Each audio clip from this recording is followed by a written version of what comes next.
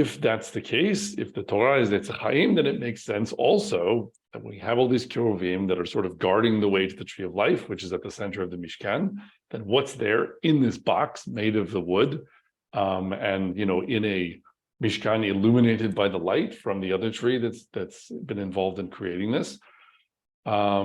It's although it should be acknowledged that in Kodesh Kodeshim it's actually dark, and so this light is going outward to the rest of the world, to the rest of humanity, and it's not actually in order to cast light into the Kodesh Kodeshim, because that's this very enclosed place that has a different purpose.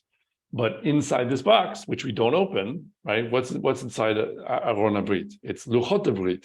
It's the whole tablets and the smashed tablets. So you have this stone tablet emblem of the Torah given at Sinai that's at the center of this whole construction that's surrounded by all these keruvim that are guarding it.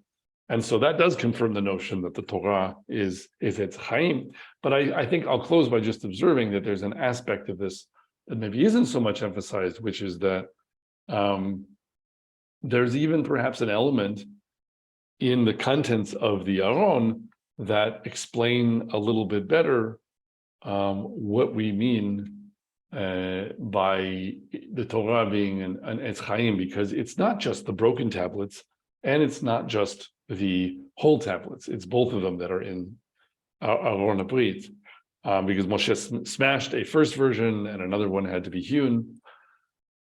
And so I think when thinking in terms of life and a tree, you suddenly see these stone tablets, the fact that they can be both broken and whole and held in one place, that evokes an almost cyclical and living kind of connotation, right? That there's a sense of what makes the Torah an Eitz Chaim, a tree of life, is that we have to go through these successive cycles of thinking we know what Hashem wants us to do and relating, therefore, to his commandments as though they're like given by his hand to us, written on stone, like unchangeable, totally unambiguous, divinely decreed, and then we have to go and follow our instructions.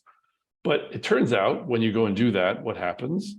You go off the rails, and your misapprehension or your limited understanding of what Hashem wants leads, even for people with the best of intentions, to the slippery slope down to idolatry, which is what happens when Bnei Israel are, trying to concretize their idea of who Hashem is, and they build the golden calf as a result. And that leads to Moshe smashing the first set of tablets, and then you can make a new set of tablets, right? So instead of thinking, okay, there's a correct way if you follow these instructions, but if you deviate, then you're going to end up doing the wrong thing, and then Hashem will punish you, and you should just always be worrying about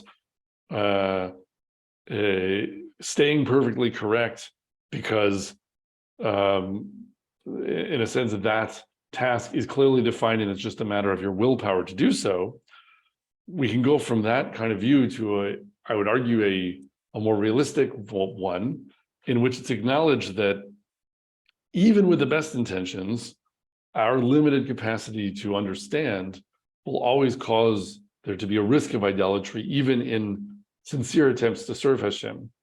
And that means that we actually need to kind of go through this living process, the cyclical process of destruction and renewal that sounds much more kind of ecological in nature, where you start with some tablets, you go do what you think is right, you get it partly right, you get it partly wrong, and you're sort of wrapped on the knuckles for the idolatry that led to, and then you have to kind of shatter those tablets and get a new set.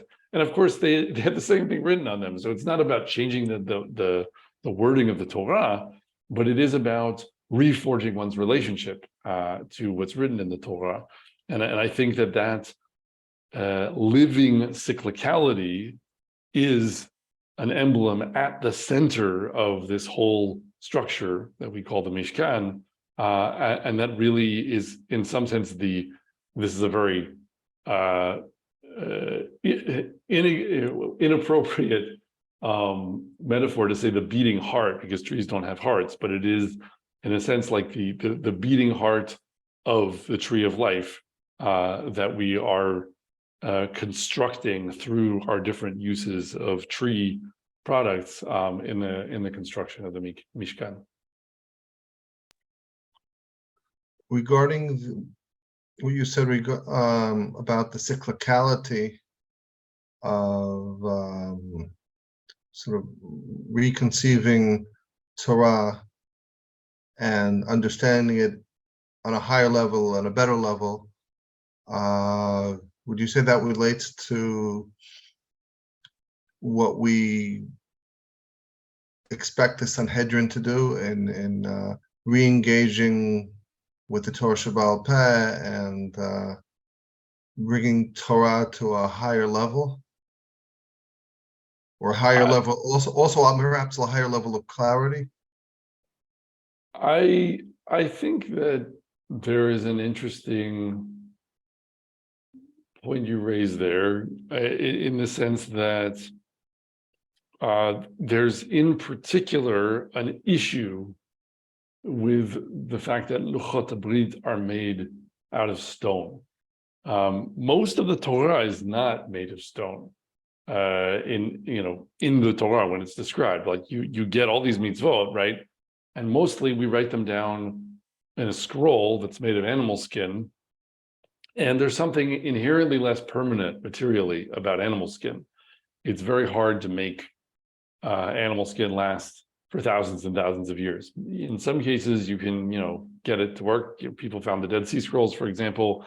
So depending on how well preserved things are, they can last a long time. But under normal conditions, you're not going to have parchment that lasts that long. But stone tablets with carving on them, that can last a really long time if it's, shielded from rain and wind and whatever. And so there is a clear, just basic idea that stone writing is the most permanent form of writing. And I don't think it is an accident that when Egel HaZahav, when the golden calf, when this emblematic sin of idolatry takes place, this is the same moment where Moshe is being handed these stone tablets. The verb that's used to describe the writing on the tablets is from the root of Pei Samech Lamed, which is the same as the word pesel, which is a graven image, right? So we have the idea of a pesel tmuna, like a graven image, as like a forbidden idolatrous thing, but that etymology is right there front and center with these stone tablets to be given. And it makes sense, right? Because there's something you immediately, if someone told you, here's a physical object that was carved, so to speak, with the hand of God, and it says in the Torah itself that they were inscribed Be'etzba Elohim, so they were inscribed with the finger of God. So someone tells you, okay, here's a physical object that was written on by the hand of HaKadosh Baruch Hu. How could you not immediately start to relate to it as an idol almost, right? Like it's if there is a temptation for humankind to make idols out of things, then that sounds like a pretty especially tempting situation in that regard. And so I think those two things are connected. I think the permanence of the stone and the powerful temptation to idolatry, and that it is side by side with the golden calf, that is something that's just coming right out from the text at us. And I think that that is related also to the fact that Bnei Israel are not, as they're leaving Mitzrayim, while Moshe is up on the mountain, they're not just saying, we don't know where Moshe is now, he's been gone a while, would someone like to decide to be a polytheist again because we're not really sure this is working for us? They're much more sincere and well-intentioned than that, right? They say, Chag Lashem Machar, like there's going to be a festival for Hashem tomorrow, and they say when they make the golden calf, like they ask Aaron to make it for them, and they on the one hand have problematic desires because they want a god or gods to go out before them. They say to make gods for us, asher yelchu lefanenu. So the grammar of what they're saying is very problematic because it's plural, like they will go. So it's Elohim asher yelchu lefanenu, which means it's the plural gods who will go out before us. But then they also at the same time say about the golden calf when it's created, I'm going to maybe I want to make sure I read this exactly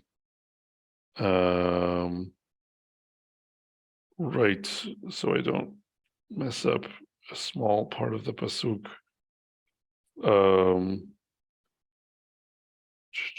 So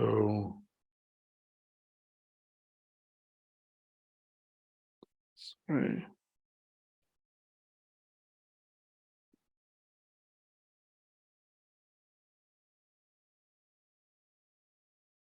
I'm having trouble looking this up on the fly. Oh, there we go. ויקח מאדם ויצר אותו בחרת ויעשהו עגל מסכה ויאמרו אלה אלוהיך ישראל אשר העלוך מארץ מצרים. So Aaron received them, all this gold from them. He fashioned with a graving tool a molten calf, and they said, Ele Elohecha Yisrael asher ha'elucha me'eretz Mitzrayim. So these are your gods, O Israel.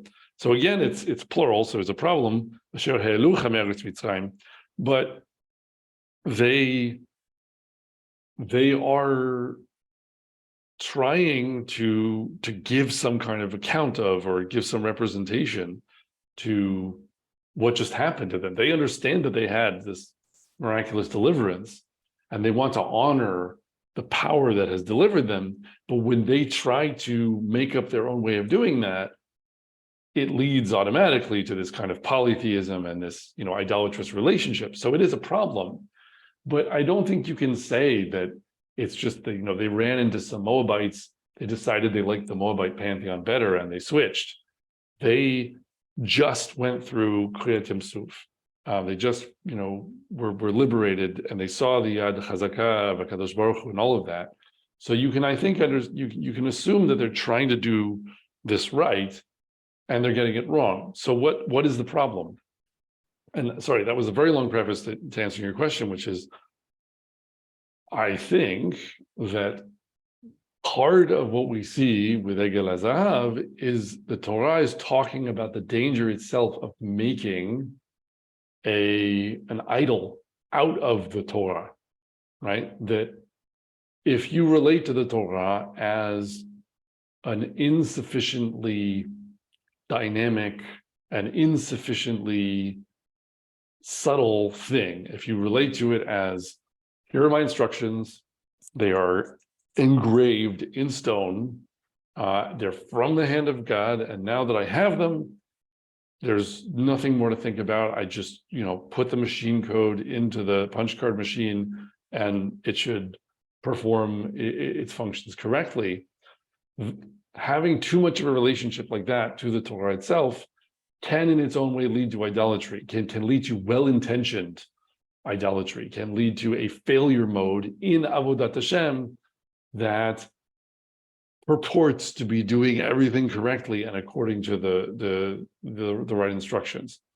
And I think, getting back to the original question about restoration of a Sanhedrin, that Am Yisrael have been without a Sanhedrin, meaning without a living, functioning system of legislation in halacha that can adapt, can create gzerot, and then can cancel gzerot when they don't make sense anymore, right? Can sort of do things that are impermanent and be supple and dynamic and adaptable. And instead, what we've been doing is saying there's no Sanhedrin. We have certain gzerot, certain legislative initiatives taken by Chazal thousands of years ago, and now no one can do anything about them. And that's the case, even if some of them were instituted for a particular purpose that may no longer apply. And now we just, I mean, I don't want to say are stuck with them, because maybe there are good things about having, lived according to, many of the gzerot or other kind of rulings that Chazal made. But the point is that there's a way of relating to the Torah and to halacha that tries to see it as an inflexible system. It tries to see it as a rigidly and permanently established system. And there are aspects of it that are meant to be like that, as far as, Torah shebichtav, like we're not editing and changing the text of the written Torah, although even that is not on stone tablets, right? But even so, we say, okay, so this is the part we're not going to mess with. But the Torah shebal peh, it used to be forbidden to write it down, and there was a decision to say there was an et lasot Hashem, that we need to write it down because we're going to lose it otherwise, and there was something achieved by doing that, but there also was perhaps a new danger introduced by that, because the more you write things down, the more you codifying, and it doesn't just have to be on stone. It can also just be that it's now written down a million places in books and on the internet. You suddenly have the whole Jewish world, like every person who has a question, they can look up, they can find out the strictest opinion that anyone has, and they can think like, I have no choice but to do exactly that, because if someone said this, then there's no other way, and I can always find that out. And so it's not a dynamic system anymore. It's not a system that has this delegation to different levels of authority that are described like in Parshat Yitro, because it became a fully written system in a sense, and became a system that had a kind of an attitude of permanence and irreversibility about many aspects of our relationship to the Torah. And I think that has especially become entrenched. You could say more so in the Haredi world, but I think that you could say that there's some kind of extreme represented by that.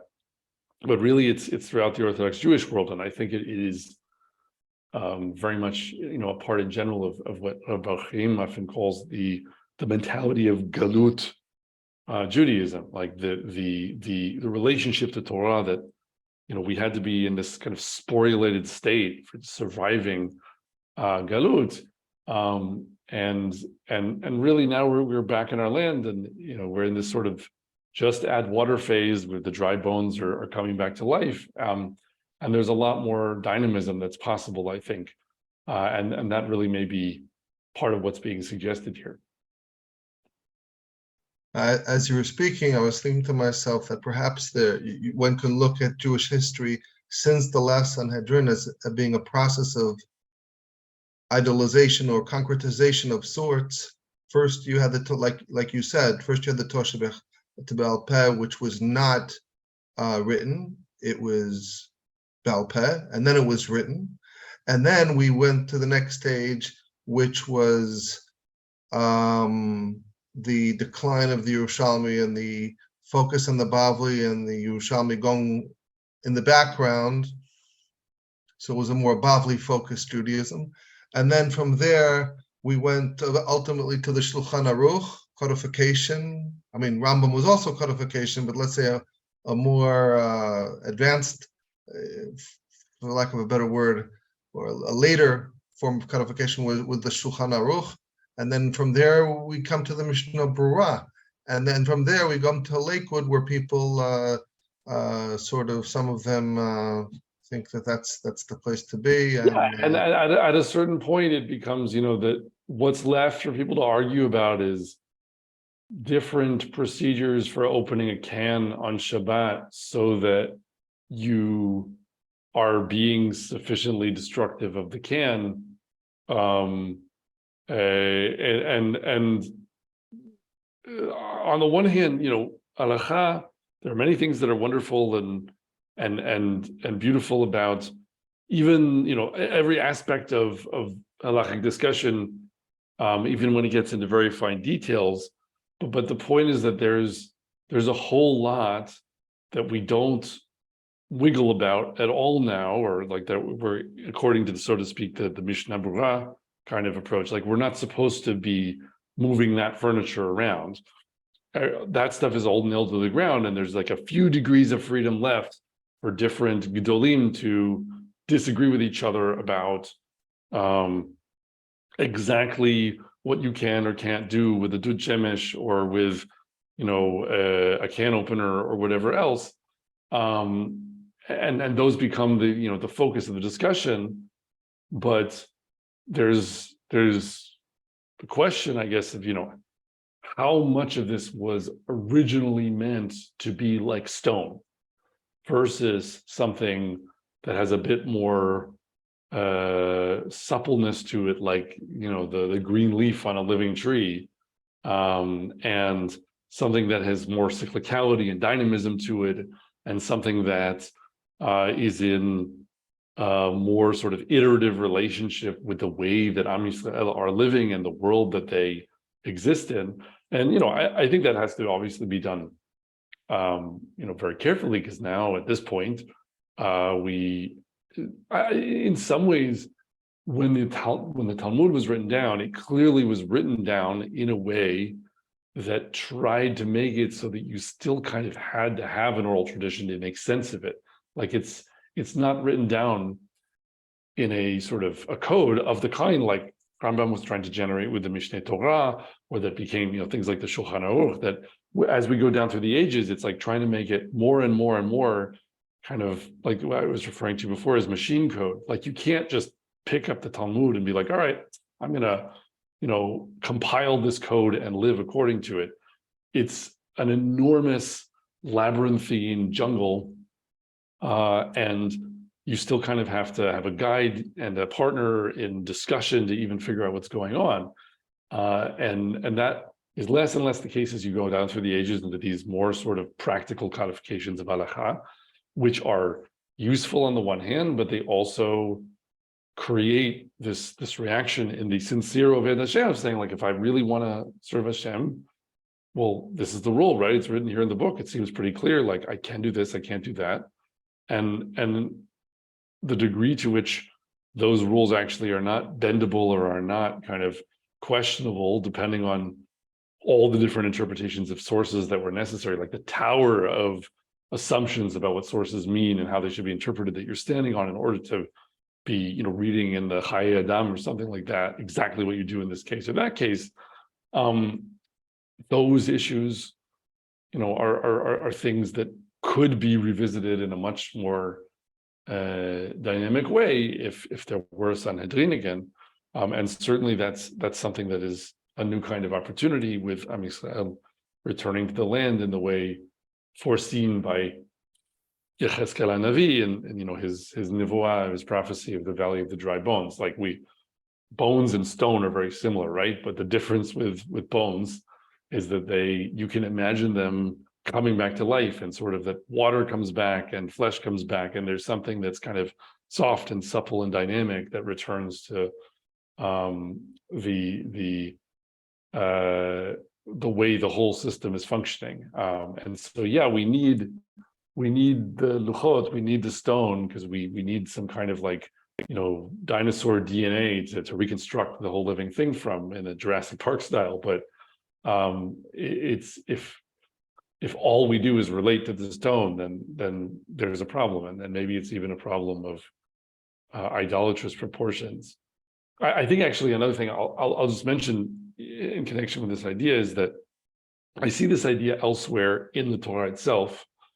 If you look at the bracha, that's or not the bracha, but the mitzvah, or the sort of the pageant that is performed on Har Gerizim and Har Eval at the time when Bnei Israel are preparing to enter the land. There are these two mountains, Har Gerizim and Har Eval. This is near Shechem, and the tribes are divided so that half of them stand on one mountain and half of them stand on the other mountain, and they're going to be reading out these curses.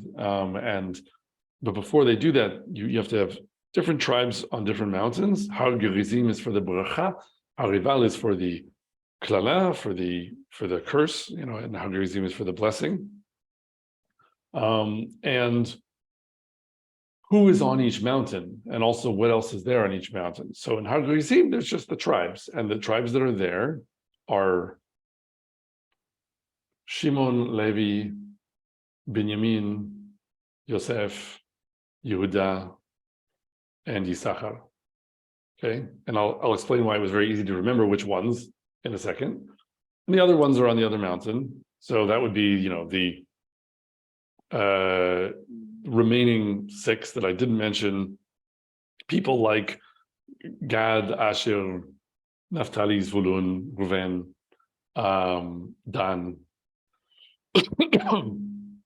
and on the mountain, on Har Rival, where there is a klala being given, like the curses are going to be read, or at least says, for the curse is what the Torah says. There also are these plinths, or these sort of matzevot, these plaster monoliths that are supposed to have the law written on them. So on Har Bracha, for blessing, you have 6 tribes. On Har Gerizim, for Bracha, you have 6 tribes. On Har Rival, for Klala, you have 6 tribes, and also these monoliths with the seed, with the plaster, with the law written in the plaster. So why are these 6 tribes on Bracha and these 6 tribes on Klala? What do they have in common? Well, it's interesting. If you just switched Reuven with Yisachar, it would be much easier to tell. If I move Reuven over to Har Bracha, to Har Gerizim, I keep saying that because there's a yeshuv now called Har Bracha that's there. So I move Reuven over to Har Gerizim, and then I have Yisachar over on Har Rival. If I take that back into Sefer Bereshit, I now have on Har Bracha every son of Yaakov who is actually a character with lines or actions in the story that is told about the sons of Yaakov, right? Reuven plays a role. He's trying to save Yosef from being, sold down into Egypt. Yehuda obviously is, one of the main dramatic characters in this whole thing. He has lots of, stories that he's a part of.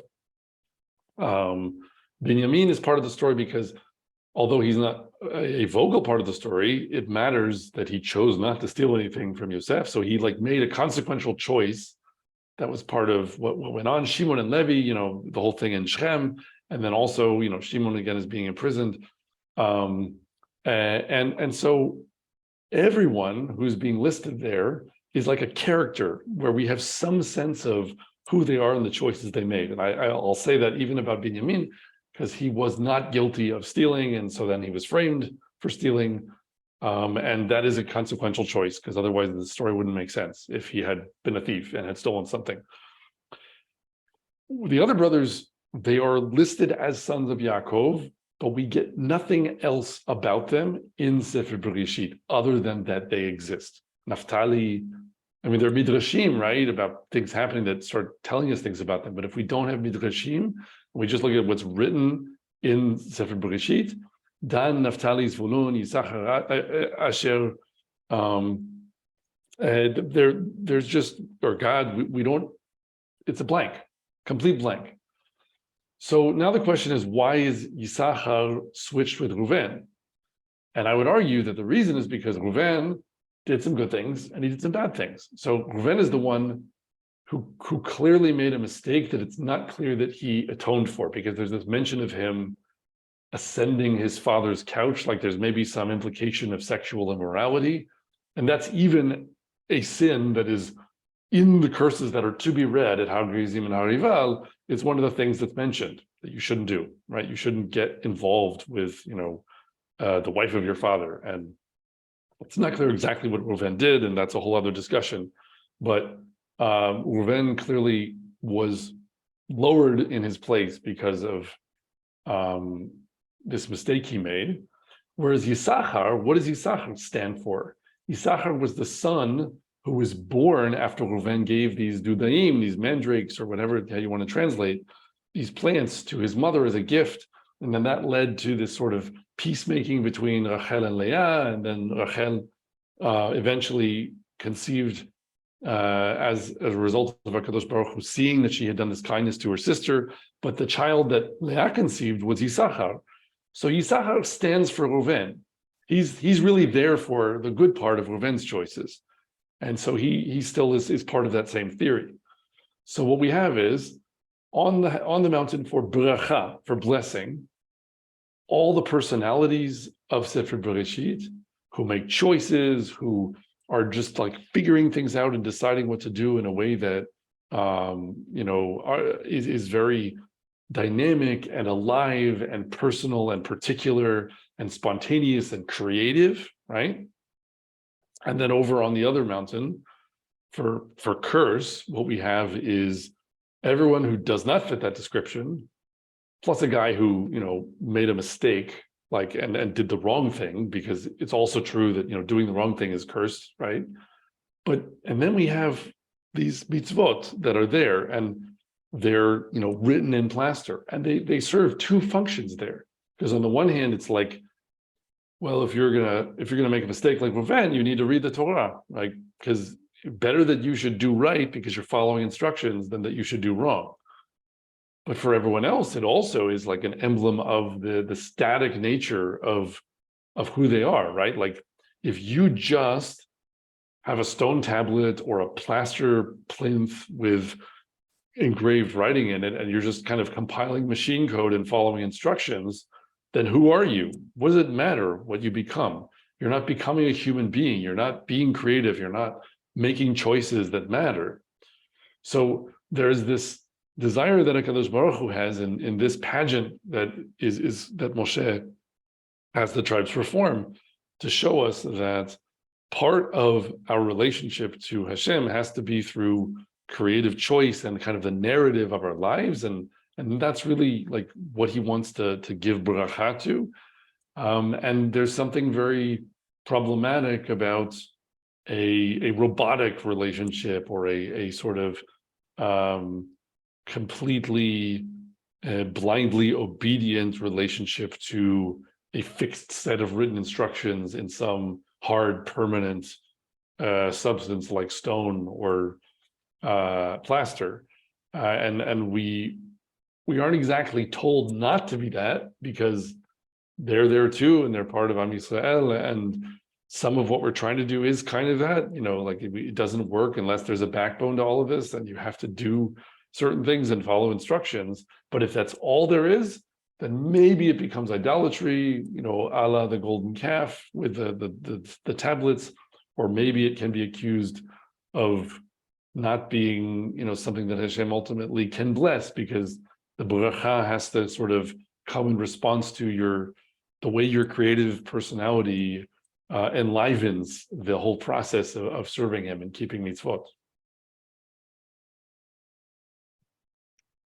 One final thought I had is that perhaps the advances in technology over the last few hundred years are sort of precursors of what's to come in terms of the de-ossification of halacha. In other words, in the same way that the Torah Sheba'al Peh became the Torah Sheba'al Peh was originally Ba'al Peh, and then it was put down on paper.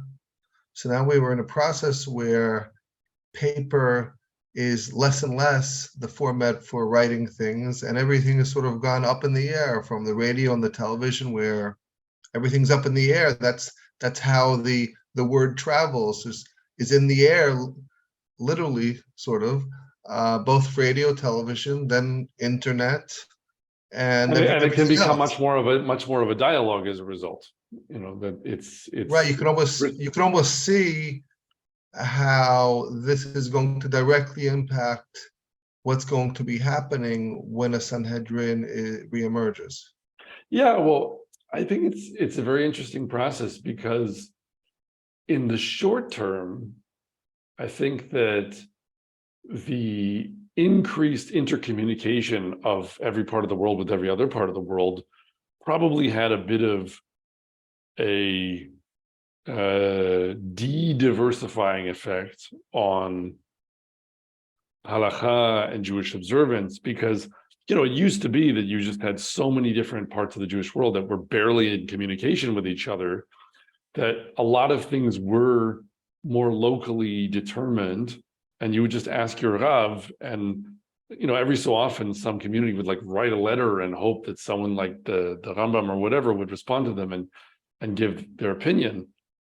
But on the one hand, yeah, you maybe had like these books that were printed and people were just kind of sitting in isolation trying to live according to the book. But on the other hand, there was so much that the book didn't treat, that there by necessity was a lot of diversity.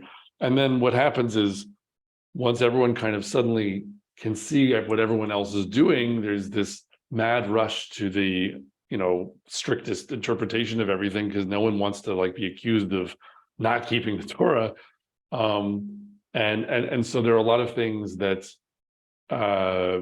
used to be more common in kind of different communities that fall by the wayside. Like I remember learning from my Rebbe in Web Yeshiva, Rav David Fink, about Chalida, which is the practice of taking flour that could be used to make matzah because it didn't touch water, and just like dropping it into a boiling pot of soup to thicken the soup, let's say. And this was a practice done, if I remember correctly, from the shiur where this was discussed by, let's say, Italian Sfaradim as recently as less than a century ago during Pesach. And it's just like, what's the problem, right? If you drop a little bit of flour into a pot of scalding hot boiling soup, it's going to cook. And if it's cooking instantly, then there's no problem with chametz, right? Because the problem with chametz is that if you let it sit uncooked for 15, 20 minutes after it's touched water, then it becomes chametz. So you're not risking, other than if you're not careful, right? Like, and you make a mess in your kitchen or whatever, but the actual act of thickening the broth or whatever with the flour, there should be no problem with this. But imagine trying to get like a tildat kashrut for a restaurant here in Israel during Pesach, saying, oh yeah, we just dropped the flour in the soup while we're cooking on the stove and it's no problem. Forget about it, right? Like, it's not going to happen. And so I think that in the short term, there was a lot of everyone seeing what everyone else was doing and suddenly having access to all the books and all these things and being like, whoa, there's someone who said that this isn't allowed. And that is like the early wave of reaction.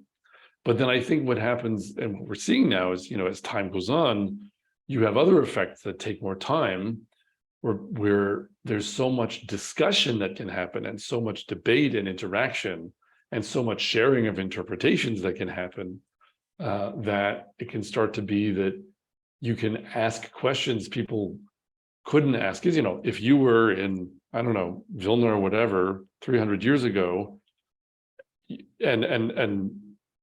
or I don't know, I'm going to get the history of this wrong. Bar-Hayim is much more knowledgeable about this than I am, but let's pick a place somewhere in Europe where people were not eating kitniot during Pesach in Eastern Europe a long time ago. Trying to roll that back because you found a book is very hard, because you're just one little community, and like, as far as the whole Jewish world around you that you're in contact with, this is their minhag. And so you're not going to mess with that just by saying, okay, well, I've studied some things and this doesn't totally make sense to me. It makes sense to me. On the other hand, once like the nation is all in contact and you can start looking at all the sources, you can, ask the question to the whole room, so to speak. Does this really make sense? Like, that we should keep doing this? Is there a firm basis for this in halacha that we want to carry forward? And that discussion becomes possible. And also things like tchelet, right? Like, once people can communicate so intensely and can discuss so intensely, movements can develop that really can change things that haven't changed in a very long time. And I think that's also what we're seeing now. So I totally agree that technology is having a huge impact in both directions, but I think ultimately over the longer term in the direction of increasing the kind of living and supple aspect of things. Thank you very much, Dr. England, and Shavua Tov. Thank you. Shavua Tov. We would like to encourage our viewers to share these videos with friends and send in your responses. If you would like to obtain Birkon Nusach Eretz Yisrael or invite the rabbi for a speaking engagement, please email us at office@machonshilo.org.